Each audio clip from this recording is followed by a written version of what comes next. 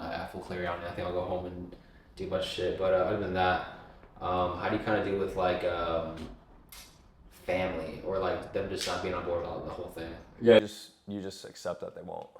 Think of it this way, dude. So when I was your age, not your age, but I was 25. At 22. So I started a business at 22. You made more money than I have. I made $2,000 in 2 years. You made like 10 times what I made. So that's great.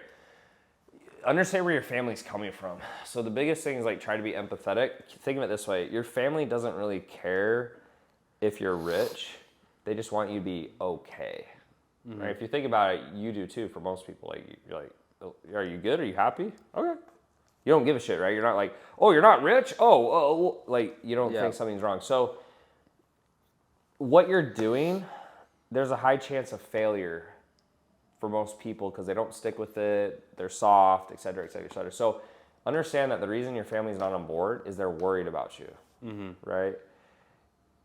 The hard part is like you want them to be on board and you want them to support you, but they're not. And so you're kind of like, fuck. Like, and then the longer the business doesn't work, you get more pressure from them because like, hey, it's not working. Like, dude, I had a ton of pressure because I didn't make any money for 2 years. And I was older than you. I was 22, 23.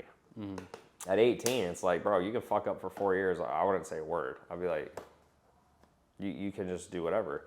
So I think realistically, just so you know, they're not going to be on board with it until you start having some success.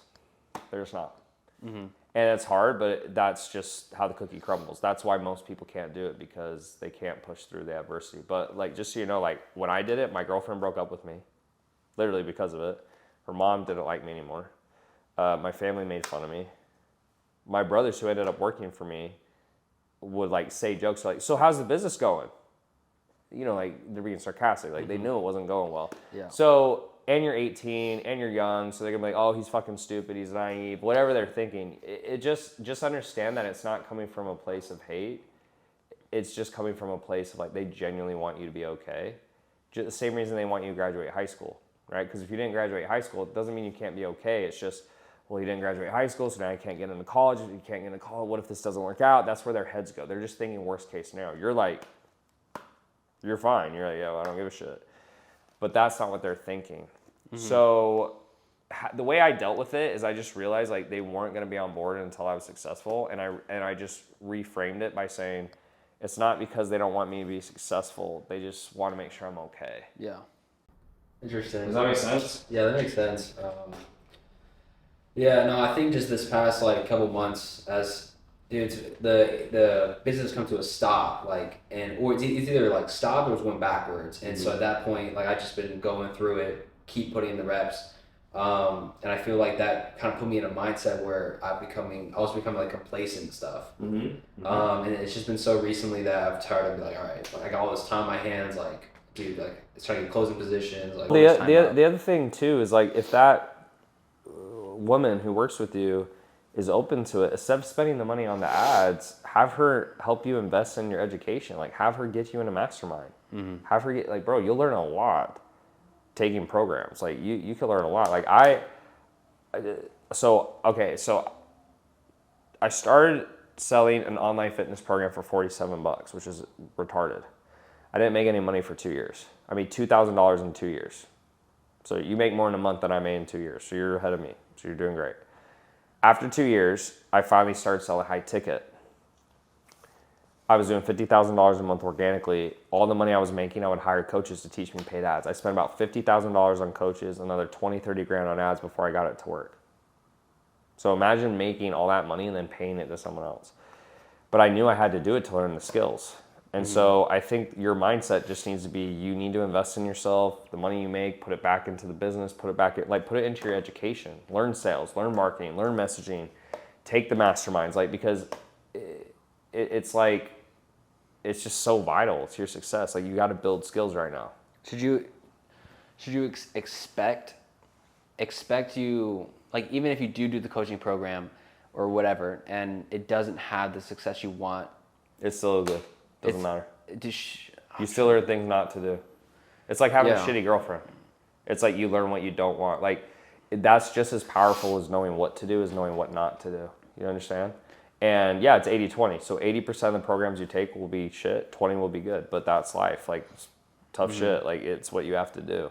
It's not like, you know, it's just, it is what it is. But the reason most people won't be successful is they're like, yeah, I don't want to do that. There's too much risk. It's like, well, the alternative is what? You have a lesser life. Remember, what you're going through right now, whenever I'm having a hard time, I just think, if you want an extraordinary life, you have to do difficult things, right? Because by definition, extraordinary means you're doing things other people aren't doing, which means you'd have to do things other people aren't doing, right? So if you have an ordinary life, by definition, it means you do ordinary things, right? So it means you're doing things everyone does. So what you're going through right now, if you invest in coaching, if you train, if you do the sales reps, even what you've been doing this year, you will get extraordinary outcomes if you stick with it. If you stop sticking with it, you will get ordinary outcomes. So whenever I'm having a hard time in my business or my life,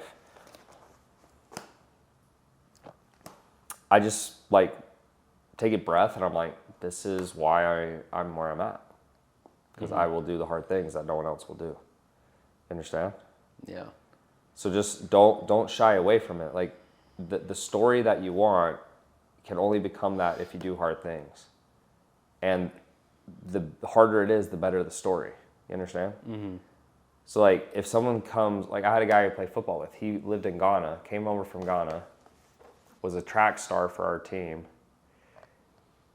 walked on the football team, played 6 games, went fifth pick in the NFL draft, had an 8-figure contract. Pretty badass story. But pretty fucking hard, right? But that's why it's a badass story, right?